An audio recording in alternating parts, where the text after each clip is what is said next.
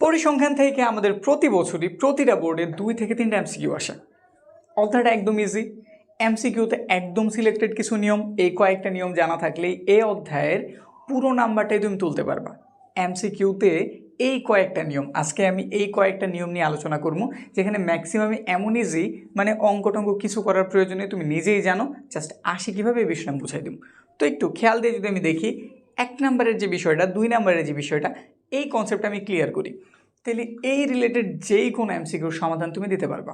প্রথমটা দিকে দেওয়া আছে, পরীক্ষায় প্রাপ্ত জিপিএ কোন ধরনের চলক? পরীক্ষায় তুমি কি জিপিএ পাইলা 5, কত পাইছো? জিপিএ 5 একটা পূর্ণ সংখ্যা, ঠিক আছে। তোমার বন্ধু পাইলো 4.75, তাইলে এটা পূর্ণ সংখ্যাও যেমন আসতে পারে, আবার কি আমাদের ভগ্নাংশ বা দশমিকেও কি আসতে পারে না? আর যেই মানগুলি আমাদের দশমিকে প্রকাশ করা সম্ভব, একটা লিমিটের মধ্যে দশমিকের মধ্যে যাদের প্রকাশ করা সম্ভব তারা সবাই অবিচ্ছিন্ন চলক। মন থাকবো, যাদের দশমিকে প্রকাশ করা সম্ভব তারা সবাই কি অবিচ্ছিন্ন চলক। তাহলে অবশ্যই আমাদের এই জিপিএ কেমন চলক? অবিচ্ছিন্ন চলক। কই আছে? এই যে খ নাম্বারটাতে। এবার পরেরটাতে পরীক্ষার নাম্বার এবং জনসংখ্যা কোন ধরনের চলক? এবার এটা একটু বলো। বিষয় তুমি ক্লিয়ার, ঠিক আছে, কিন্তু এই দুটো প্রশ্নের মধ্যে এসে তুমি আবার একটু আটকে যেতে পারো। এখন তুমি চিন্তা দিবা, পরীক্ষায় তো আমি নাম্বার পাইলাম, এটা কি আমাদের দশমিকে দেওয়া সম্ভব নাকি সম্ভব না? সম্ভব না। আমাদের অনেক আগে হয়তো এমন এটা ছিল, দশমিকে নাম্বার দেওয়া যেত, যেমন কত 14.5 বা কোনো একটা সৃজনশীলে লাগছে 3.5, কিন্তু এখন আমাদের এই পয়েন্টে নাম্বার দেওয়ার নিয়মটা নাই, মানে এটা আপগ্রেড হয়ে গেছে। এখন দশমিকে নাম্বার দেয় না বা দেওয়া যায় না, হয়তো কোনো জায়গায় বিশেষভাবে দিতে পারে ছোটো ক্লাসেরগুলি, ওগুলোর চিন্তা তুমি মাথা থেকে সরাও। তোমারে কখনোই এই রকম দশমিকে নাম্বার দিব না, নাম্বারটা সবসময় একটা পূর্ণমান দিব।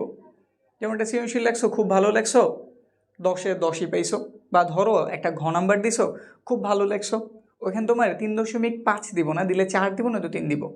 বুঝতে পারছি? তো এই ধরনের পূর্ণ সংখ্যা হলে তার আমরা কি বলি? অবশ্যই বিচ্ছিন্ন চলক বলি। আর এখানে এই বিষয়টাই বলছে, পরীক্ষার নম্বর অবশ্যই আমাদের বিচ্ছিন্ন চলক। আবার জনসংখ্যার কথা বলছে, জনসংখ্যা যখন আমরা বুঝাই, এটা মূলত আর কি এইভাবে বুঝায়, দেশের জনসংখ্যা তো যেমন 13 কোটি, 18 কোটি, 20 কোটি, ঘরের জনসংখ্যা কত? তোমার ঘরের জনসংখ্যা ধরলাম 5 জন, মানে লোক সংখ্যা যেটা। তো এই যে আমাদের জনগণ হিসাব করার যে প্রক্রিয়াটা, মানে মানুষ হিসাব করার যে প্রক্রিয়াটা, এটাও কখন আমরা দশমিকে ব্যবহার করি না, এটা সবসময় আমরা কিসে ব্যবহার করি? পূর্ণ সংখ্যায়। আর পূর্ণ সংখ্যায় হইলেই সে কি? বিচ্ছিন্ন চলক। যদি দশমিকে আসে তাইলে সে অবিচ্ছিন্ন ক্যাটাগরিতে পড়তে যায়, আর যদি একদম পূর্ণ সংখ্যায় হইতে হয় তাইলে সে কি? বিচ্ছিন্ন চলক। তাহলে ব্যাপার কি ক্লিয়ার? এবার তুমি হাজারো এরকম ডেমো পাইবা, বা এগুলার মানও বিভিন্নভাবে ঘুরতে পারে। ধরো তোমার পরীক্ষা এসে বলে জিরাফের সংখ্যা কি সংখ্যা, বিচ্ছিন্ন নাকি অবিচ্ছিন্ন? তুমি নিজেই জানো, জিরাফে কি দশমিকে প্রকাশ করবা তুমি? 5টা জিরাফ, 10টা জিরাফ, 2টা জিরাফ, 3টা জিরাফ, এরকমই বলবা না? তাহলে ওটা অবশ্যই কি? বিচ্ছিন্ন চলক। ঠিক আছে, কনসেপ্ট এভাবে মাথায় রাখো। এটা আসবো হুবু, এই গ্যারেন্টি আমি দিতেছি না, কেউ দিতে পারবো না, কিন্তু তুমি যদি কনসেপ্টটা মাথায় রেখে দাও অবশ্যই গ্যারেন্টি তুমি এটা পারবা। এরপরেরটা এর তো জানছি, এটা কী হবে? তাহলে এটা অবশ্যই বিচ্ছিন্ন চলক। এরপরে কোনো উপাত্তের পরিসর দিয়ে দিছে 67 এবং সর্বোচ্চ মান 85 দিয়ে দিছে, সর্বনিম্ন মান জানতে চেয়েছে। এটা খুবই গুরুত্বপূর্ণ, এটা তুমি যেমন এমসিকিউর জন্য গুরুত্বপূর্ণ, তোমার সংক্ষিপ্ত প্রশ্নোত্তরের জন্য গুরুত্বপূর্ণ, সৃজনশীলের ক নাম্বারের জন্য ইভেন গুরুত্বপূর্ণ।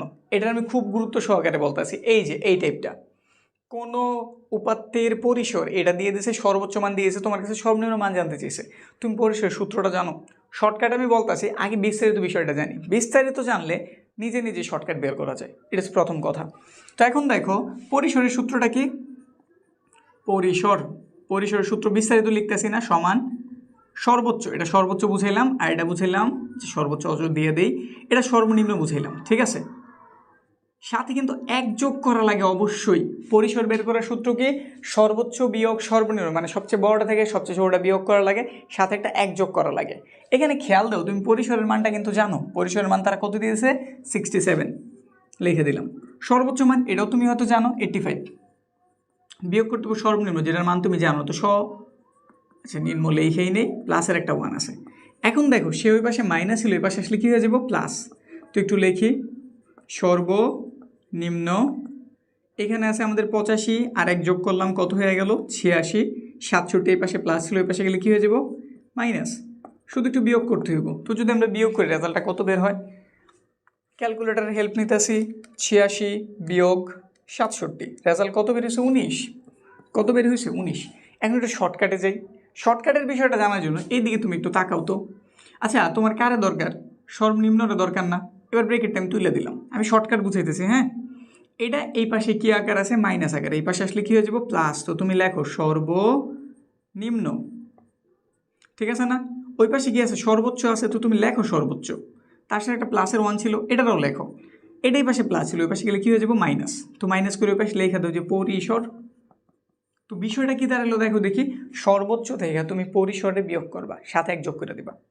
কি বলছে আবার বলি, যদি আমি সর্বনিম্ন মানটা বের করতে চাই, কোন মানটা, সর্বনিম্ন মানটা বের করছি, এখানে কি সর্বনিম্ন জানতে চেয়েছে না, তো তুমি এই যে সর্বোচ্চ মান থেকে পরিসরটারে বিয়োগ করো, লেখো 85 মাইনাসের কত 67, তারপর একটা পরিসর এক্সট্রা আছে না, ওই যে প্লাসের পরিসর 1 ছিল, ওইটার জাস্ট তুমি সাথে যোগ করে দাও, তোমার রেজাল্ট 19 আসবো। তো এটা হচ্ছে আমাদের শর্টকাট। যদি আমাদের এখানে পরিসর দেওয়া থাকে, সর্বোচ্চ মান দেওয়া থাকে, আমাদের কাছে যদি সর্বনিম্ন মানটা জানতে চায়, তুমি বড়টা থেকে পরিসরে বিয়োগ করবা, বড়টা থেকে পরিসরে বিয়োগ করো, মাথায় সেট করো, আমি শর্টকাট বলতেছি, বড় মানটা থেকে পরিসরে বিয়োগ করবা, সাথে 1 যোগ করে দেবা, কাহিনী শেষ। এখন আমি তো সর্বনিম্ন শিখেলাম, যদি সর্বোচ্চ জানছে তখন কি করবা, তখনের প্রক্রিয়া একদম ইজি। তখনের প্রক্রিয়া কি, তুমি তখন পরিসর এবং সর্বনিম্ন মানের যোগ করবা, সর্বনিম্ন মানের কি করবা যোগ করবা, আর 1 বিয়োগ দিয়ে দিবা। কনসেপ্ট কি মনে থাকবো? এই প্রক্রিয়া জানলে তুমি নিজেই কনসেপ্ট বের করতে পারবা, এই জন্য কোনো ঘাবড়ানোর কোনো বিষয় না। কিন্তু যদি মনে রাখতে পারো ভালো, হয়তো 5 সেকেন্ডের মধ্যে তোমার অ্যান্সার এসে পড়বো। জাস্ট একটা হিসাব দিয়ে মান বের হয়ে গেছে। যখন আমি সর্বনিম্ন বের করতে চাই, আমি বড় মানটা থেকে ছোটো মানটারে বিয়োগ করি, বড় মান থেকে ছোটো মানটা বিয়োগ করি, সাথে 1 যোগ করি, শেষ। একবার যদি আমি সর্বোচ্চ মানটা বের করতে চাই, আমি দোনোটা মানের যোগ করি, 1 বিয়োগ করি, এটুক কনসেপ্ট, শেষ। মনে রাখতে পারছো, সেকেন্ডের মধ্যে তোমার অ্যান্সার হয়ে গেছে। এবার পরেরটা, এটা কিন্তু খুবই গুরুত্বপূর্ণ, আমি বইলে রাখতেছি, এই যে টাইপটা খুবই গুরুত্বপূর্ণ, মাথায় সেট করো। অ্যান্সার কত চান্সে 19, গ নাম্বার। এবার 4 নাম্বার করি, এটাও গুরুত্বপূর্ণ। যদি এটার সাথে এটার কানেকশন আমি বুঝাই, ধরো এটা যদি তোমার পরীক্ষায় না আসে, অবশ্যই তুমি এটার দেখা পাইবা, এটা যদি না আসে এটার দেখা পাইবা, বইলে রাখলাম, এখান থেকে তুমি 1 নাম্বার পাইবা। কোন জায়গা থেকে পাইবা আমি জানি না, কিন্তু শিওর ভাই বলে রাখলাম, এই দুইটা টপিক থেকে তুমি 1 নাম্বার শিওর কমন পাইবা। তুমি যেই বোর্ডের আন্ডারেই হও, মাদ্রাসা বোর্ড হও, কোনো প্রবলেম নেই, এই দুটো টপিক থেকে যে কোনো একটা টপিক থেকে তুমি 1 নাম্বার কনফার্ম কমন পাইবা। বেশি পেতে পারো, কিন্তু 1 নাম্বার কনফার্ম দিয়ে রাখলাম। এরপর যদি আমরা পরেরটার দিকে তাকাই, কী কী দিয়ে দিয়েছে খেয়াল করো, শুধু খেয়াল করে দেখো তো কী কী বলছে। কোনো শ্রেণীর নিম্নসীমা দিয়েছে, কি দিয়ে দিছে নিম্নসীমা দিছে, আর মধ্যমান দিয়ে দিছে, তোমার কাছে উচ্চসীমা জানতে চেয়েছে। তুমি মধ্যমান কীভাবে বের করো, তুমি তো গড় মনে হয় পারো না, সংক্ষিপ্ত পদ্ধতির গড় পারো তো, কীভাবে এটাতে তুমি শ্রেণীব্যাপ্তির পর একটা মধ্যমান বের করছো, তুমি যেটার এক্সাই বলো, কেমনে বের করতা, ওই ব্যক্তি দুটার যোগ করতে 2 দিয়ে ভাগ করতা না, তো এটাই তো কনসেপ্ট। তো ওই কনসেপ্টে তুমি এখানে লিখবা, মধ্যমান বের করার কনসেপ্ট ওইটাই। তো তুমি এখানে লেখো মধ্যমান, এই যেটা মধ্য বুঝাইলাম, এইখানে তুমি নিম্ন লেখো, উচ্চ লেখো, একটা লিখলেই হয়েছে, নিম্ন, এটার নাম দিয়ে দিলাম উচ্চ, এই যে মধ্য লিখছি মানে মধ্যমান বের করতেছি, নিম্ন যোগ উচ্চ ভাগ হইতেছে 2। এখন যেই কোনো 1টা 2টা 3টা জিনিসই তো, আর তো জানা জিনিসই, অজ্ঞাত রাশি বা আমরা জানি না এরকম মান আছে 3টা, এখান থেকে যেই কোনো 2টা দেওয়া থাকলে আরেকটা বের করা এমন কি জটিল কোনো কাজ, হওয়ার তো কথা না। তো এখানে দেখো তো কার কার মান দিয়ে দিছে, এইখানে তোমার দিয়ে দিছে কি জিনিস দিয়েছে মধ্যমান, মধ্যমান কত 32, অ্যাড করি। নিম্নসীমা দেওয়া না উচ্চসীমা দেওয়া, এখানে তারা দিয়েছে নিম্নসীমা, নিম্নসীমা 30, তাহলে আমি প্রথমটার মান জানি, উচ্চসীমা আমি জানি না, 1 ধরে নিলাম, হিসাবই তো করতেছি যেমন মন চাই করি। এই এক্সের প্রয়োজন, তাহলে আর গুণ করে এটার আগে আমি এই পাশে লিখে নিলাম 30 প্লাসের এক্স, আর এটা 32 দুগুণে হলো 64, আমার তো এক্সের প্রয়োজন, এটাই পাশে প্লাস আছে, ওই পাশে গেলে কী হয়ে গেল মাইনাস, তো অ্যান্সার কত 34। বুঝতে কি পারছি বিষয়? এখন তুমি নিজের মতো করে এটা শর্টকাট রেডি করে নাও না, মেন জিনিস মেন কনসেপ্ট কোর কনসেপ্ট যদি আমি জানি, এর থেকে শর্টকাট আমি নিজেই বের করতে পারবো নাকি, তুমি নিজে একটু বের করে নাও। বুঝছি অ্যান্সার কত বেরিয়েছে 34, কয় নাম্বারে আছে খ নাম্বারে। তুমি যদি এই 2টা নিয়ম জানো, পরীক্ষা যত হার্ডই হোক তুমি 1 নাম্বার নিয়ে আসতেছো কনফার্ম, আরও বেশিই পাইবা, কারণ আমি তোমাদের জন্য অলরেডি 20 মার্ক কমপ্লিটের জন্য একটা ক্লাস দিয়ে রাখছি। ক্লাসটা যারা মিস করছো তারা এই যে কর্নারে ক্লিক দিয়ে দেখে নাও, যারা পাস নেওয়ার সংশয় আসো এই ক্লাসটা দেখলেই হইবে, ইনশাল্লাহ তুমি পাস করে যাবা। তারপর যদি এখানে কেউ মিস করে থাকো বা টেকনিক্যাল কারণ যদি না এসে থাকে, ডিসক্রিপশন চেক করে আমি লিঙ্ক দিয়ে রাখছি, বা কমেন্টেও যাও, আমি ফার্স্ট কমেন্টে পিন করে দিছি, ক্লাসটা পেয়ে যাবা। এরপরে পরেরটার দিকে তাকে কি বলছে দেখো, এগুলো তুমি আসলে নিজে জানো। এই যে প্রশ্নটা পড়ি, অজীব রেখা অঙ্কনে এক অক্ষ বরাবর কোনটি হবে, তুমি কি অজীব রেখা আঁকছো? তো অজীব রেখা অবশ্যই আঁকছো। যদি তুমি গণিতে খারাপ হয়ে থাকো, এবার তোমার কাণ্ডারি হইতেছে একমাত্র কে পরিসংখ্যান, যে তোমার উদ্ধার করবো। তো পরিসংখ্যান যেহেতু করছো, সব কিছু করছো, অজীব রেখাটাও করছো। অজীব রেখা তুমি যখন অঙ্কন করছো, তুমি এক্স অক্ষ বরাবর কারে লিখছো? শ্রেণীব্যাপ্তির ঊর্ধ্বসীমা না? শ্রেণীব্যাপ্তির কি লিখছো? উচ্চসীমা ঊর্ধ্বসীমা, একটা জিনিস লিখলেই তো উচ্চ সীমা ঊর্ধ্বসীমা একটারই বোঝায়। তো এটাই জানতে চাই যে এক্স অক্ষ বরাবর কি হইব, এক্স অক্ষ বরাবর কি হইব, দেখি বইটা কি হইব? অজীব গণসংখ্যা না, মধ্যমান শ্রেণীর উচ্চসীমা, শ্রেণীর কোনটা? এই যেটা উচ্চসীমা, উচ্চসীমা। আর ওয়াই অক্ষ বরাবর কি হয়? তুমি এক্সেরটা জানো, তুমি কি ওয়াইয়েরটা জানো না? এখানে তুমি কি গণসংখ্যা লিখছো নাকি ক্রমযোজিত গণসংখ্যা লিখছো? একটু চিন্তা করে দেখো তো। অবশ্যই ক্রমযোজিত গণসংখ্যা লিখছো না? তাহলে এই বরাবর এমন প্রশ্নও থাকতে পারে। বলছি আমাদের এই 17 অধ্যায় পরিসংখ্যানের এমসিগুলি খুব ইজি হয়, মানে একদম জানা জানা জিনিস দিয়ে দেয়। এই অধ্যায়টা মূলত দিছেই মনে হয় যে খারাপ স্টুডেন্ট যারা আছে পাস করো, এর দিয়ে পাস করো, কোন রকম পাস করো, নাম্বার কাছেও পাস করো। তো এই জন্য এটা সব জিনিসগুলি ইজি, ঠিক আছে। এখন দেখো, যদি প্রশ্ন এটা থাকতো যে এক্স অক্ষ বরাবর কি আছে, তুমি লিখেছো শ্রেণীব্যাপ্তির ঊর্ধ্বসীমা উচ্চসীমা যেটা আছে, ওটা আমাদের সঠিক অ্যান্সার। এরপর যদি ওয়াই অক্ষ বরাবর জানতে চাই, তো কি বলে দিবা? ক্রমযোজিত গণসংখ্যা, ঘটনা শেষ। নাই এখানে তুলি নাই, কিন্তু ওইটা আমাদের বোর্ডে আসছিল, ওইটা আমাদের বোর্ডে এমসিকিউতে আসছিল যে ওয়াই অক্ষ বরাবর কি থাকে? ক্রমযোজিত গণসংখ্যা, শেষ। এটাতে আমরা এটা জানছি। পরে অজীব রেখার ক্ষেত্রে কোনটি সত্যি? আচ্ছা, অজীব রেখা আঁকছো না তুমি, অজীব রেখাটা কেমন হয়? যে এরকম হয় না? এরকমই তো হয়। সে কি কোনদিন নিচে নামে? তার কি কোনদিন তুমি নিচে নামতে দেখছো? আমাদের বহুভুজ হ্যাঁ উপরে গেছে আবার নিচে নামে, কিন্তু আমাদের অজীব রেখা কখনোই নিচে নামে, শুধু হলে উপরে ওঠে। আর উপরে ওঠার আমরা কি বলি? কি বলি? ঊর্ধ্বগামী বলি। তো এখানে দেখি অ্যান্সার কোনটা হইব? ঊর্ধ্বগামী, এই যেটা। শেষ, কমপ্লিট। 7 নাম্বার, গুরুত্বপূর্ণ জিনিস, ইজি জিনিস, কিন্তু তাও অনেকে ভুল করো। কেমনে ভুল করো একটু চেক করি।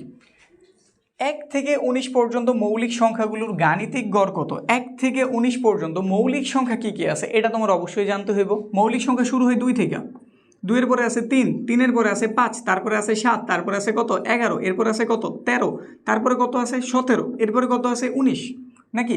এরপরে আর নাই, বা থাকলে আমাদের দরকার নাই, আমাদের বলেছে 19 পর্যন্ত, এই জন্য আমি 19ই গাইডকে গেছি। 19-এর কম কিন্তু আবার নিও না, তারা বলছে 19 পর্যন্ত, মানে 19 আমি নিতে পারবো, যেহেতু 19 আমাদের একটা মৌলিক সংখ্যা, আমি 19 নিতে পারবো। এখন ধরো তোমার এই প্রশ্ন না দিয়ে পরীক্ষা হলে গিয়ে দেখলে এখানে 21 দিয়ে রাখছে, যে 1 থেকে 21 পর্যন্ত মৌলিক সংখ্যাগুলোর গাণিতিক গড় বের করো, তখন তুমি কি করবা? আমি তো করেছি 19 পর্যন্ত, তোমার এসে পড়ছে 21 পর্যন্ত, ঠিক আছে। এখন 19-এর পরে 21, এটা কি আমাদের মৌলিক সংখ্যা? অবশ্যই না। তো অ্যান্সার আমার যেটা হচ্ছে তোমার ঠিক ওইটাই হইব, বুঝতে পারছি? মানে মৌলিক সংখ্যাগুলি নিলাম, বা এখানে মৌলিক না দিয়ে বীজরও দিতে পারে। মূলত আমাদের কথা হইতেছে এই তথ্য থেকে আমরা কিছু সংখ্যা খুঁজে বের করছি। এই যে দেখো কিছু সংখ্যা বের হয়েছে, এদের গড় জানতে চাইছে। গড় কেমনে বের করে বলো দেখি? গড় কেমনে বের করে? সমষ্টিগুলি উপরে লিখে দেবো, যতগুলি সংখ্যা নিচে মানে উপাত্ত সংখ্যাটা নিচে দিয়ে দেবো, ভাগ দিছি, কাজ শেষ। তো এখানে এদের সবার একটু যোগফল বের করতে হইব। তো তুমি এদের সবার যোগফল একটু বের করো, এত জটিল তো না, ক্যালকুলেটর নিতে তো না করে নাই, অ্যালাউ তো করছি। তো নিয়ে যাও, যা যোগ করো, 2 যোগ 3 যোগ 5 যোগ 7 যোগ 11 যোগ 13 যোগ কত? 17 আছে, যোগ আবার 19ও আছে, যোগ করছি 77 পেয়েছি। এগুলোর যোগফল আমি কত পেয়েছি? 77 পেয়েছি। আর এখানে সংখ্যা বের একটু গণত, 1 2 3 4 5 6 7 8, তো 8 দিয়ে ভাগ দিয়ে দাও। 77 ভাগ দিতে হইব তোমারে 8 দিয়া, 8 দিয়া ভাগ দিলে রেজাল্ট পাওয়া গেছে 9.625। 9.625 একটু খোঁজো তো, এখানে আছে কত? 11 না, এটা অ্যান্সার না। 10.57 না, আমাদের 9.57, এটাও না।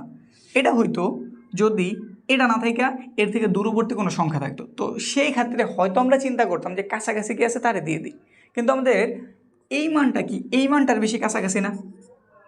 সে তো অবশ্যই 9.57-এর বেশি কাছাকাছি না, অবশ্যই এটা আমাদের এটার বেশি কাছাকাছি। তো অ্যান্সার এটাই হইব। বা অন্যভাবে যদি আমি চিন্তা করি, দশমিকের পরে যদি আমি 2 ঘর নেই, অবশ্যই আমার 3 নাম্বার ঘরের দিকে তাকানো লাগে। সে যদি 4-এর থেকে বড় হয়, আগের ঘরের মান 1 বাইরে যায়, তো সেই খাতির এটা 6-3 হইব। বুঝতে পারছি কনসেপ্ট কি ক্লিয়ার? কনসেপ্ট যদি ক্লিয়ার হয়, পরেরটার দিকে তাকাই। 8 নম্বরে কি বলছে? কোনো শ্রেণীর 40 জন ছাত্রীর, এটা খুবই সহজ, খুবই সহজ, খুবই সহজ, শুধু কনফিউজ করছে কিছু মান দিয়া। কোনো শ্রেণীর 40 জন ছাত্রীর প্রাপ্ত নাম্বারের গড় 75। অলরেডি 40 জন ছাত্রী গড়ে 75 নম্বর করে পাইছে। গড় একটা ক্লাসের কেউ বেশি পাইছে, কেউ একটু কম পাইছে, গড়ে সবাই কত করে পাইছে? 75 করে পাইছে। এখন হইল কি, যদি প্রতি ছাত্রীর নাম্বারের সাথে 5 যোগ করা হয়, অলরেডি তারা 75 করে পাইছে, অলরেডি 40 জনে, মানে পর থেকে গড়ে 75 পাইছে। এখন সবারে ধর একটা প্রশ্ন ভুল আসছিল, স্যার প্রিন্টিং মিস্টেক করছে, ওই 5 নাম্বার সবারে দিয়ে দিল, মানে সবারে 5 করে অ্যাড করে দিল, যে যাও তোমাদের 5 করে দিয়ে দিলাম। আগে সবাই গড়ে 75 পাইছে, এখন আর 5 করে বাড়ছে, তাহলে গড় কত হইব? জাস্ট 5 যোগ করে দিবা। এই যে 40, এই সংখ্যা থেকে তোমার বিভ্রান্ত হওয়ার দরকার নেই যে 40 দিছে, 40 সাথে 75 হয়তো গুণ ভাগ কিছু একটা করতে হইব, মাথা গরম, এই চিন্তা সেই চিন্তা কিছু না। এটা তোমার কনফিউজ করার লেগেছে আর কিছু না। অলরেডি আমি আমার গড় জানি 75, এটার সাথে আরও 5 অ্যাড করে দিছে, তাহলে কত হয়েছে? প্রত্যেকটা দিছে না, গড় মান তো প্রত্যেকের হিসাবেই, তো প্রত্যেকটা 5 করে দিলে 75-এর সাথে তুমি 5 অ্যাড করে দাও, কত হয়েছে? 80। তো সবাই কি পাইছে? গড়ে 80 নাম্বার করে পাইছে। বিষয় কি ক্লিয়ার? 8 কমপ্লিট। এবার 9 নাম্বার, অনুমিত গড় 16, বিচ্যুতি গড় 1 এবং শ্রেণী ব্যবধান 4 হলে গাণিতিক গড় কত? বিশাল বিলাস জিনিস দিয়ে দিছে, হয়তো অপরিচিত, এটা আমরা করি নাই, করছি কি? আমরা অবশ্যই করছি, যেহেতু আমরা সংক্ষিপ্ত পদ্ধতির গড় পারি, যেহেতু পারি অবশ্যই পারি। যদি না পারো ডিসক্রিপশনের ক্লাসটা আছে, দেখে নাও। আমি গ্যারেন্টি দিচ্ছি গণিতে তুমি যত দুর্বলই হও, ক্লাসটা দেখে আসো, তুমি বুঝে যাবে, কোনো ঝামেলা হইব না। সংক্ষিপ্ত পদ্ধতির গড়ে আমরা কিন্তু একটা সূত্র ইউজ করতাম, ধাপ বিচ্যুতি। কি নাম? ধাপ বিচ্যুতি। সূত্রটা কি ছিল? UI is equal to XI মাইনাসের A/H। এই সূত্র সবাই জানো, দেখেই পরিচিত হয়ে গেছে না, এটা ধাপ বিচ্যুতির সূত্র, UI সমান XI মাইনাসের A/H। এখন এগুলোর বাংলা নামগুলি যদি একটু বলি, এটার নাম হচ্ছে ধাপ বিচ্যুতি। এটার মান কত? ধাপ বিচ্যুতি। দেখো ধাপ বিচ্যুতির মান কত দিয়ে দিছে? 1 দিয়ে দিছে। তারপর শ্রেণী ব্যবধান, এছাড়া আমরা শ্রেণী ব্যবধান বলি, এছাড়া কি বলি? শ্রেণী ব্যবধান। তাহলে শ্রেণী ব্যবধানের মানও তুমি জানো। তোমার গাণিতিক গড় জানতে চেয়েছে, গাণিতিক গড়টাকে অনুমিত গড়টার আগে চিন্তা নেই, এই যেটার নাম হচ্ছে অনুমিত গড়। এর বলি আমরা অনুমিত গড়, অনুমিত গড়। ইউআইয়ের আমরা বলি ধাপ বিচ্যুতি, বা এই যেখানে বিচ্যুতি যে লাগছে, শুধু বিচ্যুতি, বিচ্যুতি। তারপর আমরা এখানে এছাড়া বলি শ্রেণী ব্যবধান। এইচ মানে কি? শ্রেণী ব্যবধান, শ্রেণী ব্যবধান বা ব্যক্তি, যেটাই বলি ব্যবধান। তো দেখো তো এখানে সবার মানে জানি, আমাদের জানা নাই কার মান? এই এক্সের মান। এটারই বলা হয় আমাদের গাণিতিক গড়, এটার নামই গাণিতিক গড়। তো তুমি এখানে একটু ইউজ করো না, তোমার যেটার দরকার এটার হাতের এই পাশে আনো। টারারি গুণ করলাম, ধরো XI মাইনাসের A, এর জন গুণ হয়ে গেল UI/H। আমার এটার দরকার, এটার পাশে মাইনাস, ওই পাশে গেলে অবশ্যই কী হয়ে যাবে? প্লাস। তাহলে লিখে দিলাম UI ইন্টু H প্লাসের A। একটু মান বসাই দিই। UI এর মান তারা কত বলে দিছে? তারা UI এর মান দিয়ে দিছে 1। H এর মান তারা কত দিয়ে দিছে? H এর মান দিয়ে দিছে 4। আর এর মানটা কত দেওয়া আছে? এর মান দেওয়া আছে 16। 4 একে 4 হইলো, 16 সাথে যোগ করলাম, কত হইব? 20 হইব না? শেষ, অ্যান্সার কমপ্লিট। তাহলে অ্যান্সার আমাদের কত নাম্বার? ক নাম্বার। তো বিষয় এটাই, আমাদের বাংলা নামগুলি যদি একটু জানা থাকে, বিষয়গুলি খুব ইজি হয়ে যাব। ঠিক আছে, এবার পরেরটা দেখো। এবার পরেরটা তুমি নিজেই চিনো, আমি যেহেতু এটা তোমার সুন্দরভাবে বুঝাইতে পারছি, যদি আর কি বুঝা থাকো, তুমি এটার অ্যান্সার ইজিলি দিতে পারবা। গড় নির্ণয়ের ক্ষেত্রে অনুমিত গড় এর মান দিয়ে দিছে, U3 এর মান দিয়ে দিছে, H এর মান দিয়ে দিছে, X3 এর মান জানতে চাইছে। সবই বুঝলাম, সব কিছুই জানলাম, কিন্তু এখানে তো 3 দিয়ে দিছে। আমাদের সূত্রে তো কোনো 3 কিছু নাই, ঠিক আছে। কিন্তু যখন তুমি গড় করছিলা, তোমার ঘর কি একটা ছিল না অনেকগুলি ছিল? অবশ্যই অনেকগুলি ছিল। এই যে এরকম যখন ঘর করছো, ঘর কি অনেকগুলো ছিল না? এখানে তুমি UI ধাপ বিচ্যুতি সূত্র লেখছো, এখানে একটা মান বসেছো, এখানে আরেকটা বসেছো না? একটা ঘর তো 0 ছিল, এগুলো ছিল -1, -2, -3, এরকম কিছু না? তো এইভাবে আমরা স্টেপ বাই স্টেপ যদি আগাই, এটা হচ্ছে আমাদের U1, এটা U2, এটা U3, এটা U4, এটা U5, আরও যদি থেকে থাকে ওগুলো। তো এই নাম্বারটা হইতেছে আমি কয় নাম্বার ঘরে আছি জাস্ট ওইটা বুঝাইতেছে। তো এটা তোমার ঘাবড়ানোর কিছু নেই, তুমি জাস্ট এটারে চিন্তা দেবে, এটা হচ্ছে ইউ এর মান। কার মান? এটা ইউ এর মান। এটা হচ্ছে আমাদের এক্স এর মান, এটা আমাদের এ এর মান, এটা আমাদের এইচ এর মান, আমার X3 এর প্রয়োজন। তো আগেরটা যেইভাবে করছে এটা সেমভাবে করো নাকি? সূত্র কি? সূত্র হচ্ছে UI সমান XI মাইনাসের A/H। তোমার কারে দরকার? এটার দরকার না? আর গুণ দাও, এই দুটোর গুণ দাও, UI ইন্টু H। তোমার কারে দরকার? এটার তো দরকার, রাইখা দাও। এটার পাশে মাইনাস, ওই পাশে গেলে কী হয়ে যাবো? প্লাস হয়ে যাবো। এবার মান বসাই, ইউ এর মান কত বসাইছে? -3 বসাইলাম। তারপর আমাদের H এর মান কত? H এর মান তারা দিয়ে দিছে কত? 6 দিয়ে দিছে। আর এর মানটা কত? এর মান তারা দিয়ে দিছে অনুমিত গড় 32। এখানে হলো -18, 32। এই 32 থেকে 18 গেলে কত থাকে? হিসাব করো তো। 32 থেকে আমি 18 দিয়ে দিলাম বিয়োগ, আমাদের রেজাল্ট কত বেরিয়েছে? 14। এখানে কি 14 আছে? অবশ্যই থাকবো, ক নাম্বারে আছে। শেষ, ঘটনা ক্লিয়ার, বুঝতে পারছি? ইজি ছিল না? এইরকমই পরেরগুলি আরও বেশি ইজি। এখানে তো আমি কয়টা নিছি? 15টা বুঝেছি, তো আর অল্প কিছু আছে, ওগুলো এরকম ইজি, জটিল কিছু নাই। পরিসংখ্যানে জটিল কিছু নেই, পরিসংখ্যান ইজি অধ্যায়, সহজ কথা। এখন এটাতে সংখ্যাগুলির মধ্যক জানতে চেয়েছে। মধ্যক কীভাবে সাজায়? মধ্যকের জন্য প্রথম কাজই আমাদের এই অবিন্যস্ত মানগুলো, অবিন্যস্ত কারে বলে? কোনো নিয়ম, কোনো প্যাটার্নে তারা সাজানো নাই, র্যান্ডম সাজায় দিয়ে দিছে। ছোট দিছে, বড় দিছে, আবার ছোট দিছে, আবার বড় দিছে, এইভাবে সাজানোগুলো আমরা অবিন্যস্ত উপাত্ত বলি। এগুলো সবার প্রথমে আমরা বিন্যস্ত করতে পারি। বিন্যস্ত করার দুইটা প্রক্রিয়া, হয় ছোট থেকে বড় লিখবা যেটা আমরা ঊর্ধ্বক্রম বলি, অথবা বড় থেকে ছোট লিখবা যেটা আমরা অর্ধক্রম বলি। তো আমি বলবো তুমি ঊর্ধ্বক্রমে লিখবা সব সময়, ঊর্ধ্বক্রম, ছোট থেকে বড়। এই জায়গায় সবচেয়ে ছোট কে 0, তারপরে কি আছে, তারপরে আছে 1, এই দাগ দিয়ে রাখি, আমি 0 লিখে ফেলছি, 1 লিখে ফেলছি। এবার আছে কত, 2 আছে, 3 আছে, 4 আছে, 2 3 4 সবগুলো লিখে লিখছি। 5ও আছে, তো 5ও লিখলাম। তারপরে কত আছে, তারপরে 7 আছে, তারপর 10 আছে, 7 আর 10, 7 আর কত 10। কয়টা ঘর, 1টা 2টা 3টা 4টা 5টা 6টা 7টা 8টা। গণি ঠিক আছে কিনা, 1টা 2টা 3টা 4টা 5টা 6টা 7টা 8টা, ঠিক আছে। তো আমরা এখানে কয়টা পাইছি, 8টা। 8 কিন্তু আমাদের জোড় সংখ্যা, 8 আমাদের কি সংখ্যা, জোড়। আর মধ্যকে বেলায় যদি আমরা জোড় সংখ্যা পাই, আমি সূত্র লিখতেছি কিন্তু আমি শর্টকাট বোঝামো। সূত্রটা কি, মধ্যকের জোড় সংখ্যা হলে সূত্রটা হইতেছে এইরকম, নিচে একটা 2 দিবা, এখানে n/2 তম পদ লিখবা, প্লাসের আবার n/2 প্লাসের 1 তম পদ লিখবা, মানে এইভাবে আগায়। n এর মান পাইছি 8, 8-এর 2 দ্বারা ভাগ করছি 4 হয়েছে, তো এটা 4তম পদ। 4 এটুকের মান পাইছি, সাথে আরেকটা যোগ করছি 5তম পদ, 2। 4তম পদের মান কত, 1 নাম্বার 2 নাম্বার 3 নাম্বার 4 নাম্বার, 3 বসাইলাম। আর এটা কত, এটা আমাদের 4 নাম্বার, মানে এই দুটোর যোগ করছি, 2 দিয়ে ভাগ করছি, 7 ভাগ 2 3.5 পাইছি। অ্যান্সার জেনে গেছি 3.5, কই আছে অ্যান্সার 3.5, এই যে।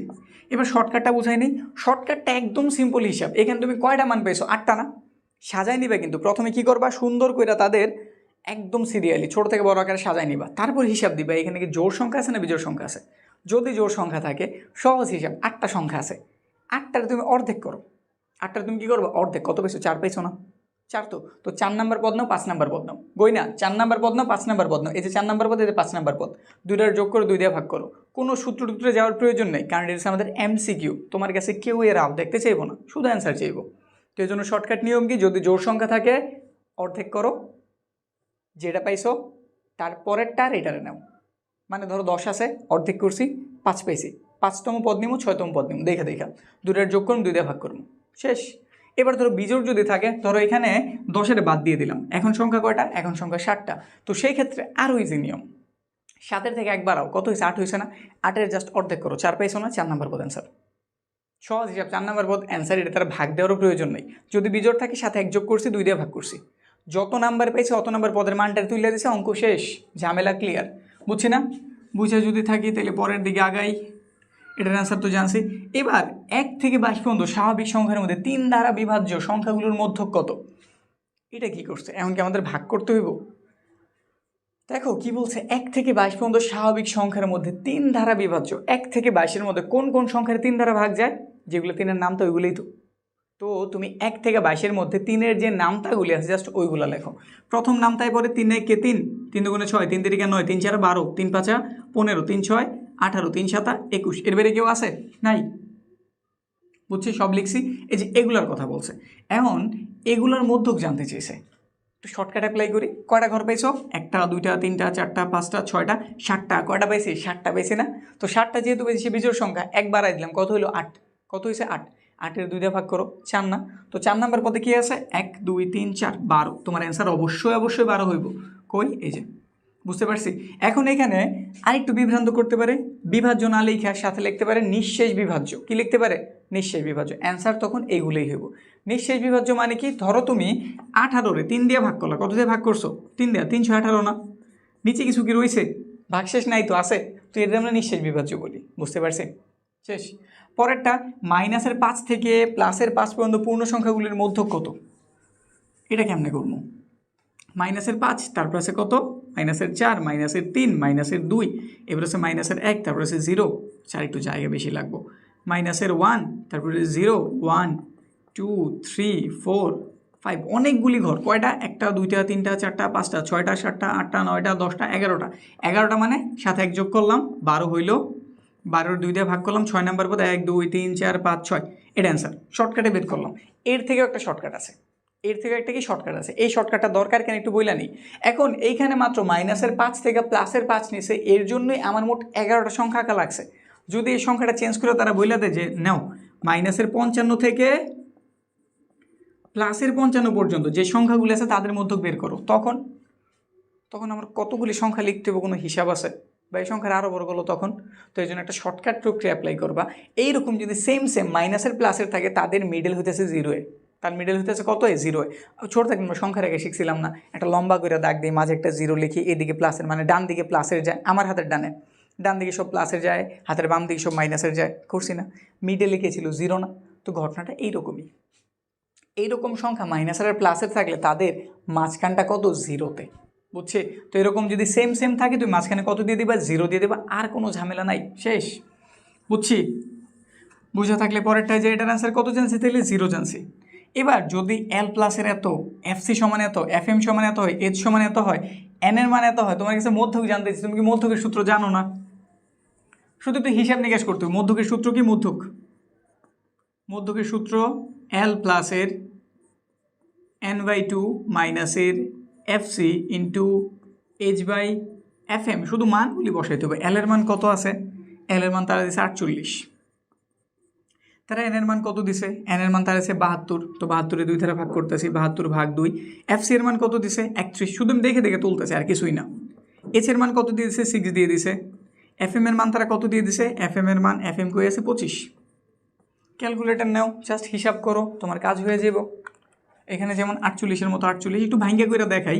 যদি আমি 72 2 দ্বারা ভাগ করি, 36 হওয়ার কথা, 36 বিয়োগ হইতেছে 31, এখানে যা আছে ঠিক তাই। তারপরে এখানে 48 লিখলাম, এখানে কত আছে? এখানে অবশ্যই 5 হইব, এখানে হইল 6, এখানে হইল 25, 5 6 30, সরি 5 5 25, 5 হইল, এখানে 48 পাইছি, এখানে 6/5, 6/5, 1.2 যোগ করলে 49.2। তো অ্যান্সার কত হইব? 49.2। কই আছে? খ নাম্বারে। কাজ শেষ। শুধু একটা অঙ্ক করছি, আর কিছুই কিন্তু না। তো 15 নাম্বার, এটা কিন্তু তুমিই পারবা। এটা তো একটা সূত্র দিয়ে দিছে, এটাতে আমাদের কি দিয়ে দিছে? কোনো গণসংখ্যার সারণী হতে প্রচুরকের মান দিয়ে দিছে, মানে এবার প্রচুরকের সূত্র প্রয়োজন। এখানে আমরা মধ্যকেরটা করছি, এবার তোমার কাছে প্রচুরক জানতে চেয়েছে। মূলত প্রচুরক জানতে চাই না, এই প্রচুরকের সূত্র দিয়ে অন্য একটা কিছুর মান জানতে চেয়েছে। কী কী দেওয়া আছে একটু দেখি। আমরা প্রচুরকের মান জানি, এল এর মান জানি, F1 এর মান জানি, F2 এর মান জানি, শ্রেণী ব্যবধান মানে এইচ এর মান তোমার কাছে জানতে চেয়েছে। তো সূত্রটা লিখে দিই। আমাদের প্রচুরক সূত্র কি? এল প্লাসের উপরে F1 প্লাসের F2 ইন্টু এইচ। সবার মান জানি, এইচ এর মানটা উদ্ধার করতে হবে। প্রচুরকের মান বসাই, কত আছে? 42.66, 42.66। এল এর মান কত? এল এর মান 41। F1 এর মান কত? F1 এর মান দিছে 5, F1 এর মান 5, F2 এর মান দিয়েছে তারা কত? 25। এইচটা এখানে একটু ছোট করে লিখে দিয়ে বুঝে নিও। এটা 42.666, 3টা 6 দিছে, যেমন আছে ওই রকম থাক। এখানে হিসাবটা যদি আমি করি, আমাদের অ্যাকচুয়ালি সেই পাশে প্লাস ছিল, এই পাশে আসলে অবশ্যই কী হয়ে যাবো? মাইনাস, মানে তারা ওই পাশে পাঠিয়ে দিলাম। এখানে 5 উপরে, নিচে যোগ করে কত হয়ে গেল? 30, সাথে এইচ আছে দিয়ে রাখলাম। এখানে বিয়োগ করে একটা রেজাল্ট বের করতে পারি। এখানে রেজাল্টটা কত বেরোবো? 1.666। এখানে কাটাকাটি করলে এখানে 6 হয়ে গেল, তাহলে আমি মান পাইলাম ওইখানে 1/6 সাথে একটা এইচ। 6 ওই পাশে ভাগ ছিল, এই পাশে আসলে কী হয়ে যাবো? গুণ। তাহলে 1.666 এর সাথে যদি আমি 6 রে গুণ করি, 1.666 গুণ হইতেছে কত? 6। রেজাল্ট বের হয়েছে 9.996H। এটা বের হয়েছে অ্যান্সার। কিন্তু আমাদের এখানে তো কোনো দশমিকের কিছু নাই, তাইলে কি করতে পারি? আমাদের এই মানটা কিন্তু 10-এর খুবই কাছাকাছি, 10-এর খুবই কাছাকাছি। খেয়াল করো, এখানে 9.999 চলতেছে, মানে এটা যে কথা, আমাদের 10 একই কথা। তো এখানে আমরা রেজাল্ট কত লিখে দেবো? এইচের মান 10। কোনো ক্ষেত্রে আমাদের মান যদি এইরকম খুব কাছাকাছি হয়, আমরা এর সাথে আশেপাশের যে পূর্ণ সংখ্যা আছে তারা লিখে দিতে পারি, ঠিক আছে? যেমন এটা ছিল 9.996, এটার পরিবর্তে আমরা কত লিখতে পারছি? 10। আবার এমনও হইতে পারে, ধরো দেওয়া আছে একটা 10.012, এই যে এরকম আছে, ওটার ক্ষেত্রে তুমি কত লিখতে পারবা? 10। মানে 10 হইতে অল্প একটু বাকি, ওটার ক্ষেত্রে আমি 10 লিখতে পারি। আবার 10-এ অল্প একটু বেশি গেছে, ওইটা আমি 10 লিখতে পারি। 10 দিয়ে আসলে বুঝাইলাম এটা যে কোনো পূর্ণ সংখ্যার জন্য প্রযোজ্য, বুঝতে পারছি? তো 15টা কমপ্লিট করলাম, আর অল্প কিছু আছে ওগুলো বুঝাই। তাইলে আমাদের এই পরিসংখ্যানের এমসিকিউ পার্টও কমপ্লিট। 16 নম্বরে আমাদের একটা বক্স দিয়ে দিয়েছে, আমাদের কাছে মধ্যক জানতে চেয়েছে, সব ঠিকঠাক আছে বুঝলাম। কিন্তু এখানে দেখো, আমাদের ওজন বা শ্রেণীব্যাপ্তি আমরা যেটা ধরি আর কি, ওইখানে জাস্ট একটা মান দাও, কোনো ব্যক্তি দেওয়া নেই। আমরা স্বাভাবিক মধ্যক শিখছি, ওইটাতে আমাদের এখানে কি দেওয়া থাকে, যেমন 45 থেকে 49 পর্যন্ত দেওয়া থাকতো, তারপরে 50 থেকে 54 পর্যন্ত দেওয়া থাকতো, এরকম কিছু। কিন্তু এখানে জাস্ট একটা মান দিয়েছি, কিন্তু আমাদের কাছে মধ্যক জানতে চেয়েছে। এটার সমাধান কিভাবে? এটার সমাধান খুবই সিম্পল। এটার জন্য আমাদের একটা কাজই করতে হবে, এখানে আমাদের একটা ক্রমযুক্ত গণসংখ্যা বের করতে হবে। ধরো এই যে এইখানটাতে একটু জায়গা বের করে একটু ক্রমযুক্ত গণসংখ্যা দেখাই। এখানে 2 পাইছি, এই ঘরটাতে কত 2, এই ঘরটাতে কত পাইছি 2 আর 6 যদি যোগ করি কত হইব 8, এই ঘরে 8 যদি যোগ করি। আচ্ছা, বিষয় কি বুঝাইতে পারতাছি? বিষয় বোঝানোর জন্য একটু কাজ করি আমি, এইখানে 2টা একটু উপরে লিখি, এটা কি জায়গা প্রয়োজন আমার। এইখানে 6 উপরে লিখলাম, এইখানে 8 লিখলাম, 16টার একটু উপরে দিয়ে দিলাম, 12 একটু উপরে থাক, 6 একটু উপরে থাক। এবার নিচে একটু জায়গা তো হইল, এখানে আমি ক্রমযুক্ত গণসংখ্যা বের করতেছি। কি বের করতেছি? ক্রমযুক্ত গণসংখ্যা। দেখো এমসিকিউ, এখানে 2 লিখতে হইব, এই দুটো ঘরের যোগফল এখানে লিখি না 8, এই দুটো ঘরের যোগফল কি আমরা এখানে লিখি না 8 আর যোগ করলে 16, 16 16 কত হইল 32, 32 এর যদি যোগ করে তাহলে হইলো এখানটাতে 4, এখানটাতে হইল কত, এটাও 4, এখানে কত হইল 50। বুঝতে পারছি আমি ক্রমযুক্ত গণসংখ্যা বের করছি। আমাদের এখানে বের করতে বলছে মধ্যক, আমরা জানি মধ্যকের জন্য আমাদের ক্রমযুক্ত গণসংখ্যা প্রয়োজন, তো আমি ওইটাই বের করছি, তো জায়গা অ্যাড করে বের করছি। এখন তুমি 50টা জাস্ট 2 দ্বারা ভাগ করো, কত পাবে 25 না? আমরা এইভাবে সব সমাধানগুলি করতাম, কিন্তু যখন আমরা বিক্ষিপ্ত মানে যে এই টাইপের মান যখন দেওয়া থাকে, তখন আমরা মধ্যক বের করার জন্য একটা নিয়ম অ্যাপ্লাই করছিলাম না? জোড় সংখ্যা আমরা নিয়মটা কি নিতেছিলাম? n/2 তম পদ প্লাসের n/2 প্লাস 1 তম পদ ভাগ 2, মনে আছে না? এইখানে আমরা ঠিক ওই ফর্মুলাটা অ্যাপ্লাই করব এই যে এই ধরনের মধ্যক নির্ণয়ের জন্য, যদি আমাদের বক্স আকারে দেওয়া থাকে আর মানগুলি এইভাবে দিয়ে দেয়। বুঝতে পারছি? তো এইভাবে করছি, ঠিক আছে। আমাদের মূলত প্রক্রিয়াটি এইরকম, এই যে মধ্যকের গড়ের সূত্র যেটা ছিল, যে আমি এটার কথা বলছি, n/2 তম পদ প্লাসের n/2 প্লাসের 1 তম পদ ভাগ 2, এটা মূলত আর কি নিয়মটা। তো এখানে আমি কত জানছি 50 না, n হচ্ছে আমাদের 50, তো n/2 50 যদি আমি 2 দ্বারা ভাগ করি এখানে কত পাওয়া যাবে 25তম পদ, প্লাস এখানে 25 এইটুক 25 সাথে এক যোগ করছে কত হয়েছে 26তম পদ 2। এখন 25তম পদ কই আছে? তুমি ক্রমযুক্ত গণসংখ্যার দিকে তাকাইবে, এখানে আছে 32, এখানে কত আছে 32, মানে 16 পর থেকে 32 পর্যন্ত সব মান আছে এখানে। তাহলে তুমি যদি 25 খুঁজতে চাও, সে তোর এই ঘরে নেই, থাকলে এই ঘরেই আছে, তো এই ঘর বরাবর এইখানটাতে যে গণসংখ্যা আছে তুমি ওই মানটাতে বসাইবা, মানে 25তম পদের মান 65, প্লাস 26তম পদ কি এটার ভেতরেই আছে না? অবশ্যই এটার ভেতরে আছে, তো আবার তুমি 65 নিবা, ভাগ 2, দুটার যোগ করছো, যাই হোক ভাগ দিলে আমাদের 65ই হইব। বুঝতে পারছি? তো অ্যান্সার কত 65, আমাদের এই ঘ নাম্বার। বিষয় বুঝছি? এটা কিন্তু আমাদের এমসিকিউ, আমরা এটা ক নাম্বারও চাইলে দিতে পারে, এই যে এই টাইপের জিনিসগুলো তোমার ক নাম্বারে সৃজনশীল অ্যাড করে দিতে পারে। বুঝছি? এবার পরেরটার দিকে তাকাই, এইখানে দেখো কি বলা আছে, প্রচুরক রিলেটেড জিনিসে চলে গেছি, অনেকগুলি মান দিয়ে দিয়েছে, উপাত্তের প্রচুরক কত জানতে চেয়েছে, কি জানতে চেয়েছে প্রচুরক। তো প্রচুরক মানে কি, কথাই তো বুঝেছে প্রচুর, যেটা পরিমাণে সবচেয়ে বেশি আছে ওটার নামে কি প্রচুরক। তো এখান থেকে কোন মানটা সবচেয়ে বেশি আছে একটু খুঁজি। দেখো তাকাই 9, এখানে একটা আছে, 2টা আছে, তাহলে আমি 9 কয়টা পেয়েছি 2টা লিখে রাখি, 9 আমি কয়বার পাইছি 2 বার পাইছি। তারপর 7, এখানে 2 বার পাইছি, আর আছে কি 7ও আমি 2 বার পাইছি। 15 একবার 2 বার, হ্যাঁ 15ও 2 বার পেয়েছি, 15 কয়বার পেয়েছি 2 বার। 10 একবার 2 বার 3 বার, 10 পেয়েছি 3 বার। তারপরে 11 পেয়েছি একবারই। 8ও পাইছি একবার। তো বোঝা গেল আমাদের এইখানে 9 আছে 2 বার, 7 আছে 2 বার, 15 আছে 2 বার, তাহলে এগুলো কি আমাদের প্রচুরক? হ্যাঁ এগুলো প্রচুরক হইতো যদি আমাদের 10 3 বার না থাকতো। 10ও যদি তাদের সাথে 2 বার থাকতো তাহলে সবারই প্রচুরক বলে দিতাম, কিন্তু এখানে যেহেতু সবচেয়ে বেশি বার আমাদের 10 আছে, কত আছে 10, তাহলে অবশ্যই আমাদের প্রচুরক এখানে কত 10, কত 10, যেই মানটা সবচেয়ে বেশি পরিমাণ আছে ওটার নামে কি প্রচুরক। মাঝে মাঝে আমাদের প্রচুরক একাধিক থাকতে পারে, কখনো একটা থাকতে পারে, কখনো 2 3 4টাও থাকতে পারে, আবার যদি সবাই সেম সেম হয়ে যায় সেক্ষেত্রে কিন্তু কেউই প্রচুরক না। বুঝতে পারছি কনসেপ্ট? যদি বুঝে থাকে পরেরটার অ্যান্সার দাও দেখি, এটার অ্যান্সার তুমি পারো কিনা। আমি সঠিক উত্তর বলার আগে, মানে তুমি যখনই ক্লাসটা দেখতেছো, যখনই ভিডিওটা তোমার সামনে রানিং হয়েছে, আমি অ্যান্সারটা দেওয়ার আগে 18 নম্বরের উত্তরটা তুমি কমেন্ট সেকশনে জানাই দিবা, ঠিক আছে? তারপর দেখবো তোমারটা হয়েছে কি হয় নাই, ঠিক আছে? মানে একটু চিটিং করো না, নিজের উপর একটা চ্যালেঞ্জ নাও যে স্যার এটা বলার আগে আমি এটার উত্তর দিয়ে দেবো, তারপর দেখা যাবে উত্তর হইলো কি হইলো না। আর অবশ্যই কমেন্ট যেটা করছে এটা কিন্তু এডিট করো না, ঠিক আছে? ভুল হলে ভুলই থাক। খেয়াল দাও এখানে কি বলা হয়েছে, 25 16, 27, 29, 0, 30, 40, 0, 15। উপাত্তগুলোতে প্রচুরক কয়টি? প্রচুরক কয়টি জানতে চাইছে। প্রচুরক কত এটা জানতে চাই নাই, প্রচুরক কয়টি জানতে চেয়েছে। যেমন উপরের অঙ্কে আমি প্রচুরক কিন্তু একটাই পাইছি, 10। কারে পাইছি? একটাই প্রচুরক পাইছি, আর প্রচুরকটা কত? 10। আমি বলছি প্রচুরক কিন্তু একাধিকও হইতে পারে। আমাদের এইখানটাতে 0 যে মানটা, এটা 2 বার আছে, এটা আমাদের প্রচুরক। তাহলে আমি প্রথমে বলতে পারি হ্যাঁ এই অঙ্কে প্রচুরক আছে। কয়টা প্রচুরক আছে? একটা প্রচুরক আছে। প্রচুরকটাকে 0-এ, কিন্তু এখানে প্রচুরক কে তা আমাদের কাছে জানতে চাই নাই। উপরে যেমন জানতেছে প্রচুরক কত, সেক্ষেত্রে আমি বলতে পারি 10। কিন্তু এখানে আমাদের এই 18 নম্বরে জানতেছে প্রচুরক কয়টা। প্রচুরককে আমি একাধিক পাইছি না একটা পাইছি? অবশ্যই একটা পাইছি। কারে? 0-রে। তো এখানে উত্তর কোনটা হইব? উত্তর কি 0 হইব না 1 হইব? তুমি কোনটা লেখছো? উত্তর অবশ্যই হইব 1। জানতে চেয়েছে প্রচুরক কয়টি। প্রচুরক একটি। প্রচুরক কয়টি? একটি। এই যে আমাদের অ্যান্সার কত? খ নাম্বার।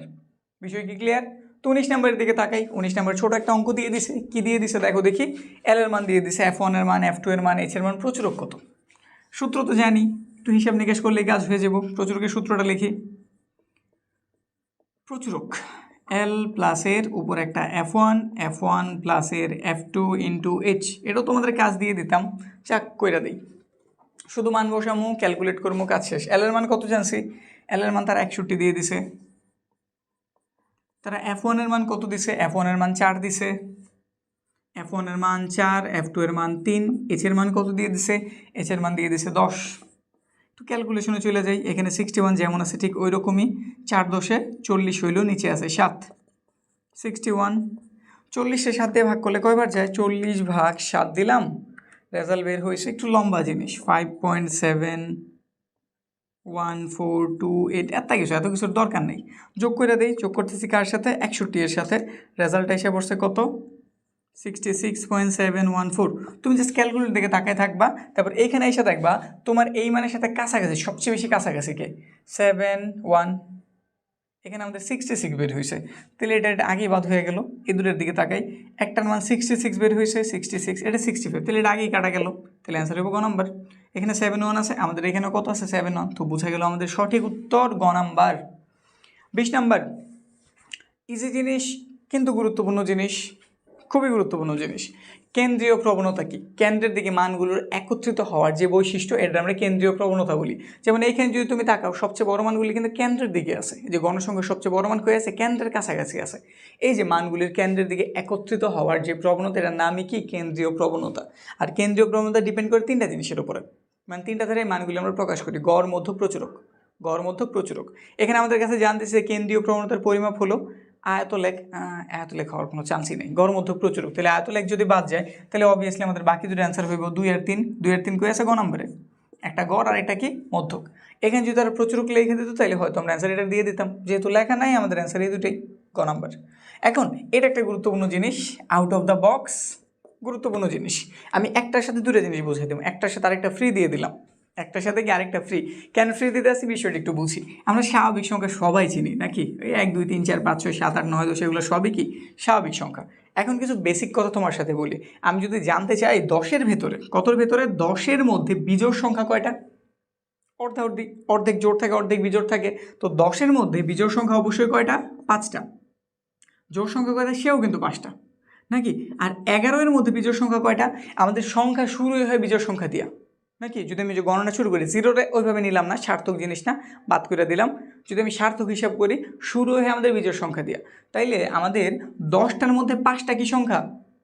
বিজোড় সংখ্যা, ঠিক আছে। কিন্তু যদি আমি 11 নেই, এখানে কিন্তু আমাদের অর্ধেক করলে কত? 5.5 হয়। 5.5 যদি আমাদের কাজ নাই, আমাদের পূর্ণ সংখ্যা দরকার। তো প্রথম যদি আমি 11টা নেই, এখানে আমাদের বিজোড় সংখ্যা 6টা আর জোড় সংখ্যা কয়টা? 5টা। কনসেপ্ট বুঝছি? কনসেপ্ট বুঝাইলাম কেন? এখানে আমাদের সংখ্যাটা 21 দিয়ে দিছে। 1 থেকে 21 পর্যন্ত বিজোড় সংখ্যার গড় কত? গড়ের হিসাবে পরে যায়। আগে তুমি আমার বলো 1 থেকে 21 পর্যন্ত বিজোড় সংখ্যা কয়টা? 20-এর অর্ধেক করলে 10 পাওয়া যায়। তো 10টা আমাদের বিজোড় সংখ্যা। যেহেতু এরপরে 21ও নিছে, প্রথম সংখ্যাটা তো বিজোড়ই হইব। বুঝতেছি তো কথা? আবার একটু বলি, আমরা 10টা সংখ্যা যদি নেই, এর অর্ধেক জোড় অর্ধেক বিজোড়। তো যদি আমি 20টা সংখ্যা নিই, সেই ক্ষেত্রে আমাদের 10টা জোড় 10টা বিজোড়। কিন্তু আমাদের সংখ্যা শুরুই হয় বিজোড় থেকে। 20-এর পরে তুমি যদি 21-এর কাছে যাও, 21 কিন্তু একটা কি সংখ্যা? বিজোড় সংখ্যা। তো বোঝা গেল 21-এর মধ্যে আমাদের বিজোড় সংখ্যা একটা বেশি, জোড় থেকে একটা বেশি, কারণ বিজোড় সংখ্যা দিয়ে সব শুরু হয়, এজন্য আমাদের 21-এর মধ্যে বিজোড় সংখ্যা আছে 11টা। কয়টা আছে? 11টা। তো জানলাম 1 থেকে এই 21-এর মধ্যে প্রথম 11টা যে আমাদের বিজোড় সংখ্যা আছে এগুলার গড় নির্ণয় করতে বলছে। কি নির্ণয়? গড় নির্ণয়। আর গড় নির্ণয়ের সূত্র একটাই, উপরে লেখা লাগে সমষ্টি আর নিচে লেখা লাগে উপাদান সংখ্যা, নাকি, বা উপাত্ত সংখ্যা, যেটাই বলি উপাত্ত সংখ্যা। তো আমি বিজোড় সংখ্যার সমষ্টি বের করার জন্য একটা সূত্র বইলা দেবো, সূত্র এটাই, n স্কোয়ার। প্রথম n সংখ্যক বিজোড় সংখ্যার সমষ্টির সূত্র n স্কোয়ার। তো তুমি যদি এই যে এখানে যে 11টা পেয়েছো এদের যদি তুমি সমষ্টি বের করো, তুমি 11-এর স্কোয়ার করে দেবে, তোমার অ্যান্সার বের হয়ে যাবে 121। এবার তুমি প্রতিটা আলাদা আলাদা বসে বসে গুণা দেখতে পারো, ঠিক আছে? প্রমাণিত জিনিস, বসে চেক করার দরকার নাই, এখন তোমার সময় খুবই গুরুত্বপূর্ণ, কাজে লাগাও। তো এইখান থেকে যদি তুমি সমষ্টি বের করতে চাও কি হইব? n square. আবার যিনি উপাত্ত সংখ্যাতে ভাগ দিতে হইব, আমাদের উপাত্ত তো 11টা, মানে n সংখ্যকই। তো সূত্রটা জাস্ট এইটা, গড় নির্ণয়ের সূত্র কি? n স্কোয়ার ভাগ n, n স্কোয়ার ভাগ n, এটা দিলে তোমার কাজ কমপ্লিট। তুমি জানছো তোমার এইখানটাতে বিজোড় সংখ্যা কয়টা পেয়েছো? 21টা। তো উপরে লিখে দাও 21, 21-এর উপরে স্কোয়ার, n এর মানে এটাও তো 11, 21 কেন বলতেছি, 11-এর স্কোয়ার। আমি 1 থেকে 21-এর মধ্যে বিজোড় সংখ্যা পাইছি 11টা, তো এর সমষ্টি বের করার জন্য 11 আমি স্কোয়ার করছি, আর উপাত্ত সংখ্যা হইতেছে 11টা দ্বারা ভাগ দিছি। তো ভাগ দিলে কত হইব? 11 স্কোয়ার, একটা দিয়া যদি এই 11-রে কাটি, উপরেও কয়টা থাকবে? একটা 11ই থাকবো, নাকি? তো এখানে আমি 11 লিখে দিছি, এটাই আমাদের গড়, এটাই আমাদের কি গড়। তো কয় নাম্বারে আছে আমাদের? এই যে গ নাম্বারটাতে আছে। একদম বিজোড় বুঝাইলাম। এবার যদি জোড়া হিসা পড়ে, আমি বুঝাই দিছি তোমার বিজোড়, কিন্তু পরীক্ষার হলে গিয়ে দেখলা জোড়া হিসা পড়ছে, তখন কি করবা? তখন তো বলবা না স্যার আপনি তো আমারে জোরের সূত্র শেখান নাই। তো জোরের সূত্রটা শিখে ফেলি, এত তো জটিল কিছু না। সূত্রটা এইরকমই, n ইন্টু n প্লাসের 1, n ইন্টু n প্লাসের 1, এই যেটা হচ্ছে আমাদের বিজোড়ের সমষ্টি নির্ণয়ের সূত্র, জোড়ের সমষ্টি নির্ণয়ের সূত্র। বিজোড়টা তো শিখলে n স্কোয়ার, এটা আমাদের জোড় সংখ্যার সমষ্টি নির্ণয়ের সূত্র, ঠিক আছে? এখন যদি তোমার কাছে বলে এই যে 21-এর মধ্যে জোড় সংখ্যাগুলি যা যা আছে তাদের গড় বের করো, তাহলে 21-এর মধ্যে তুমি আমারে বলো জোড় সংখ্যা কয়টা আছে? 11টা নাকি 10টা? অবশ্যই 10টা, ঠিক আছে? কারণ 21-এর মধ্যে যে 21 নাম্বার যে সে হচ্ছে আমাদের বিজোড় সংখ্যা, 22 আসতে পারলে আরেকটা আমাদের জোড় সংখ্যা অ্যাড হইতো। তো এই ক্ষেত্রে আমাদের এখনও সংখ্যা 10টা। তো উপরে তুমি কি বসাইবা? এর নিচে n বসাই দিতে পারো, একটা হিসাব করতে পারো, বা ভাঙ্গেই যদি বুঝাই সমষ্টির আগে বের করবা। এখানে লিখে দিলে তুমি কত? 10, এখানে লিখে দিলে 10, এখানে লিখে দিলে 1, হিসাব নিকাশ করবা। সংখ্যা পাইছো কয়টা? সংখ্যা পাইছো তুমি মাত্র কয়টা? 10টা না? 10 দিয়ে ভাগ দিয়ে দেবে, কাজ শেষ। এবার এটা এখানে তো মাত্র আমাদের 21 দিয়ে দিছে, এটা আরও বড় বড় সংখ্যা দিয়ে দিতে পারে। ধরো একটা বিগ সংখ্যা দিয়ে দিল, এই যে এটা না দিয়ে তোমার কাছে জানতে চাইলো যে ধরো 1053, 1 থেকে 1053 পর্যন্ত স্বাভাবিক জোড় সংখ্যার সমষ্টি গড় বের করো, বা বিজোড় সংখ্যার গড় বের করো। তো প্রক্রিয়া যেভাবে আগাইবা কাজ হয়ে যাব, বুঝছে? এরপরে আবার যে আমরা প্রচুরক করতেছিলাম, বা আমরা এই যে মাল্টিপল অ্যান্সারের গুলিতে আসছিলাম, ওইটাতে আবার ব্যাক করি। এখানে বলছে ক্রমযুক্ত গণসংখ্যা প্রয়োজন কখন? তুমি ক্রমযুক্ত গণসংখ্যা কখন বের করো? কি কি করতে গেলে তোমার লাগে? প্রথম কথা, তুমি মধ্যক করতে গেলে কিন্তু অবশ্যই ক্রমযুক্ত গণসংখ্যা নাও। মধ্যক করতে গেলে ঘর 3টা লাগে। মধ্যক তুমি শিখছো না, আমার এই ক্লাসটা দেখছো না, যে ক্লাসের কথা আমি বলছি, যেটা দেখলে তোমার পরিসংখ্যানে 20 মার্ক কমপ্লিট হয়ে যাবো। কই আছে তাও তো বলে দিছি ডিসক্রিপশনে। যদি দেখে থাকে আলহামদুলিল্লাহ ভালো, না দেখে থাকে এখনই দেখে নাও। যদি তোমার গণিতে পাশ নিয়ে চিন্তা থাকে, গণিত নিয়ে ভয় থাকে, তাইলে ওই ক্লাসটা দেখতে পারো। খুব ইজি, একদম ভাঙ্গে চুরে করছি, ঠিক আছে? এখন এখানে মধ্যক নির্ণয়ের জন্য অবশ্যই আমাদের ক্রমযুক্ত গণসংখ্যা লাগে, তাহলে আমাদের 1 নাম্বার সঠিক। অজীব রেখা অঙ্কনের জন্য অবশ্যই লাগে, এই জন্য তো অজীব রেখা কই উপর দিকে উঠতে থাকে নাকি? তো এটাও ঠিক আছে। প্রচুরক নির্ণয় করতে তো বক্সই লাগে না, কিছুই লাগে না নাকি? আমাদের শ্রেণীব্যাপ্তি আর গণসংখ্যা দিয়ে কাজ হয়ে যায়। তো এটা সঠিক না, তাহলে সঠিক হইতেছে 1 আর 2। 1 আর 2 কই আছে? 1 আর 2 আছে আমাদের ক নাম্বারে। শেষ। পরের তথ্য এখানে 23 নাম্বারে আমাদের অনেকগুলি তথ্য দিয়ে দিছে। উপাত্তগুলি থেকে জানতেছি এদের গাণিতিক গড় হইতেছে 5। এদের গাণিতিক গড় কত? 5। গড় বের করার ফর্মুলা কি? সবারে যোগ করো, এত দিয়ে ভাগ করো। এখানে কত আছে? 3 যোগ 8 যোগ, এই সবারে যোগ করো, 6 যোগ 0 যোগ 5 যোগ 8 যোগ 3 যোগ 7 সমান পাইছি 40। কত পাইছি? 40। এখানে সংখ্যা কয়টা? 1টা 2টা 3টা 4টা 5টা 6টা 7টা 8টা। ভাগ দিয়ে দাও, কত পাইছো? 5 পাইছো না? 5 আর 40, ঠিক আছে। এখন অনেকে চিন্তা দেবে এই 0 আছে, 0 কে আমি নেবো নাকি? হ্যাঁ নিবা, এটাও একটা গণসংখ্যা, মানে এমন হইতে পারে কেউ 0 পাইছে, যে কোনো পাওয়ার হিসাব যদি করি, যদি ধর একটা 10 মার্কের পরীক্ষা হয়েছে, এখানে কেউ শূন্য পাইছে তো তাহলে সে কি গণ নষ্ট করছে না? তাহলে অবশ্যই সে একজন ব্যক্তি বা যেটাই হোক, এজন্য আমি শূন্য রে নিব। শূন্য দেখেছেন, শূন্য কেউ না বাদ দিয়ে দেবো, এই অঙ্কে এটা করা যাবে না, বুঝতে পারছি? তো ভাগ দিব আমি কত দিয়ে? ওই 8 ধারে, কারণ 8টা সংখ্যা আছে। তো কত পাইছি? 5। গাণিতিক গড় 5 দেখেছে? হ্যাঁ সঠিক। মধ্যক জানছে 5.5, একটু সাজাইতে হইব তাইলে। সবচেয়ে ছোটোকে 0, তারপর ছোটোকে আছে 0-র পরে আছে 3, দুইটা 3, একটা 3 আর একটা 3, তারপরে কি আছে 3-র পরে 5 আছে মনে হয় নাকি? 5, 6, 7 লিখে দিই। 5, 6, 7, 5 লিখছি, 6 লিখছি, 7 লিখছি, এরপরে কি আছে? দুটো 8 আছে, দুটো 8 দিয়ে দিই, দুটো 8, একটা 8, দুইটা 8। কয়টা সংখ্যা ছিল? 1, 2, 3, 4, 5, 6, 7, 8টা গুণে রাখছিলাম। এখানে কয়টা লিখছি? 1, 2, 3, 4, 5, 6, 7, 8টা। যাতে ভুল ভ্রান্তি না হয়, জন্য আমি রিচেক দেবো, প্রতিবার রিচেক দিয়ে নিবা। এখন 8 হইলাম কি নিয়ম শিখেছি না? যদি আমাদের জোড় সংখ্যক হয় তাহলে মধ্যক নির্ণয়ের সূত্র কি? 8-এর টুকরা করো, 2 টুকরা করছো, কত পাইছো? 4 পাইছো না? তাহলে 4 নাম্বার পদ নাও। 1, 2, 3, 4, 4 নাম্বার পদ নাও, তারপরের পদ নাও, মানে 5 আর 6 যোগ করছো, 2 দিয়ে ভাগ করে দাও। এখানে পেয়েছো তুমি 11, 2 দ্বারা ভাগ করছো 5.5। বিষয় কি ক্লিয়ার? বুঝাইছি, এই জন্য তাড়াতাড়ি করলাম। তাহলে এটাও সঠিক। প্রচুরক হয়েছে 3 ওয়াট। 3 ওয়াট, এখানে কি 3 দুইবার আসে না? 8ও কি দুইবার আসে না? তাহলে প্রচুরক কয়টা? 2টা। প্রচুরক কয়টা? 2টা, 3 এবং 8। তাহলে সঠিক উত্তর এটাও। তো বোঝা গেল অ্যান্সার আমাদের ঘ নম্বর 1, 2, 3, তিনোটাই বুঝছি। আর অল্প কয়টা আছে, একটু বক্সের জিনিসপত্র দেখাই নিব, তাইলে আমাদের পরিসংখ্যান ক্লিয়ার। তো বক্সেরগুলি দেখাই নেই। বক্সের বিস্তারিত জানার জন্য এই বাকি কয়েকটা এগুলো করলেই কাজ কমপ্লিট। যদি একদম প্রথমটার দিকে তাকাই, বক্স দিয়ে দিছে, ঠিক আছে। 3টা তথ্য হয়েছে, কোনটা কোনটা সঠিক? প্রচুরক শ্রেণী এটা। এখানে গণসংখ্যা সবচেয়ে বড় কি? 6 আছে কোন শ্রেণীতে? 17 থেকে 19, তাহলে এটা আমাদের প্রচুরক শ্রেণী, এখানে এটাই দেখাইছে, 1 নম্বর সঠিক। মধ্যক নির্ণয়ের ক্ষেত্রে এফসি এর মান 7, এটা চেক করতে একটু কাজ করতে হবে। এখানে আমাদের ক্রমযোজিত গণসংখ্যা বের করতে হইব। তো 2 লিখলাম, এটার যোগ করলে 7 হয়, এখানে লিখলাম। আমরা কি ক্রমযোজিত গণসংখ্যা বের করতেছি।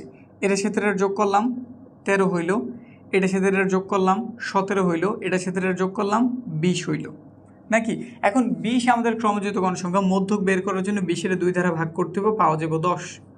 10 কোন ঘরে আছে? অবশ্যই এই ঘরে আছে নাকি? এই ঘরে আছে, এর আগের ঘর। এটার মূলত আমরা এফএম বলি।